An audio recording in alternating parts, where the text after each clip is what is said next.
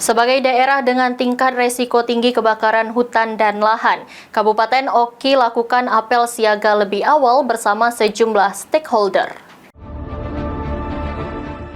Dengan luas wilayah 75% terdiri dari rawa-rawa, Kabupaten Oki tercatat sebagai daerah berisiko tinggi akan bencana kebakaran hutan dan lahan saat musim kemarau tiba. Untuk menghadapi dan mengantisipasi Karhutla, dilakukan gelar apel pasukan lebih awal di halaman Gor Biduk Kajang Kayu Agung yang melibatkan sejumlah stakeholder. Tingkat kerawanan Karhutla menjadi perhatian bersama pemerintah dan TNI Polri karena bencana Karhutla sering menimbulkan berbagai dampak seperti perubahan suhu, kekeringan, gagal panen, bahkan muncul berbagai penyakit sehingga diperlukan antisipasi dan kesiapan secara dini. Berdasarkan indeks resiko bencana Karhutla, Kabupaten Oki masih tinggi, di mana pada tahun 2023 lalu menunjukkan tren meningkat dibandingkan tahun sebelumnya. Dan pada tahun 2024, Oki mulai lakukan upaya waspada dan bersinergi dengan antar pihak, seperti BPBD, TNI, Polri, Manggala Agni, jajaran camat, kades, pihak swasta, dan masyarakat. Hal ini dilakukan agar langkah upaya bisa berjalan dengan optimal. Novan Wijaya, PAL TV.